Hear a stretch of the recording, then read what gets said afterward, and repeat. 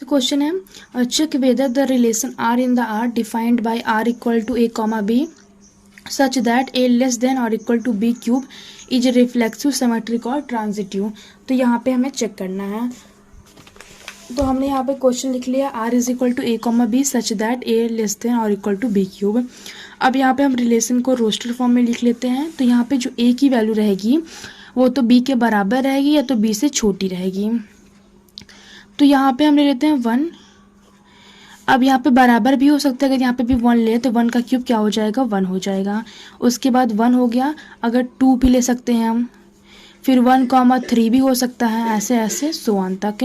फिर उसके बाद इसका वैल्यू A की वैल्यू B के बराबर भी हो सकती है, तो यहाँ पे 2,2। उसके बाद A की वैल्यू जो रहेगी वो B क्यूब से छोटी ही रहेगी। तो अगर यहाँ पे 2 लेंगे तो इसका 3 हो जाएगा, यहाँ पे 2,4 हो गया। तो ऐसे up to the so on तक हम ले सकते हैं।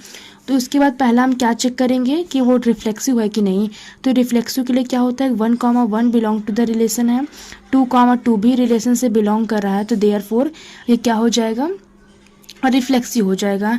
लेकिन यहाँ पे ये क्या दिया गया है कि check with the relation R in the R, यानी आर जो है रियल नंबर है। तो रियल नंबर में रियल नंबर फ्रैक्शन वाली वैल्यू भी आती है, रूट वाली वैल्यू भी आती है। तो हमने यहाँ पे एक फ्रैक्शन वाली वैल्यू को भी लेकर हम चेक कर लेते हैं।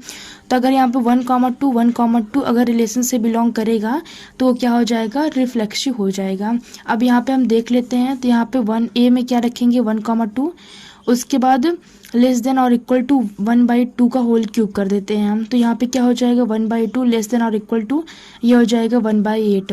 तो यहाँ पे 1/2 बड़ा है, लेकिन यहाँ पे 1/2 बड़ा है, लेकिन यहाँ पे क्या दिखा रहा है कि 1/8 बड़ा है। इसलिए ये क्या हो जाएगा रिलेशन से बिलोंग नहीं करेगा, क्योंकि रिलेशन में जो होता है वो A छोटा होता है, लेकिन यहाँ पे A बड़ा है, इसलिए रिलेशन से बिलोंग नहीं करेगा। तो देयरफॉर ये क्या हो जाएगा नॉट रिफ्लेक्सिव हो जाएगा। तो इसको हम लिख देंगे रिफ्लेक्सिव नहीं है, क्योंकि यहाँ पे रियल नंबर था। तो हमने यहाँ पे एक बार होल नंबर ले लिया, उसके बाद फ्रैक्शन वाली वैल्यू को भी देखना पड़ेगा, क्योंकि रियल नंबर है। तो रियल नंबर में सब आते हैं, फ्रैक्शन भी आते हैं, इरेशनल नंबर भी आते हैं और होल नंबर भी आते हैं। सारे नंबर किस में आते हैं रियल नंबर में आते हैं।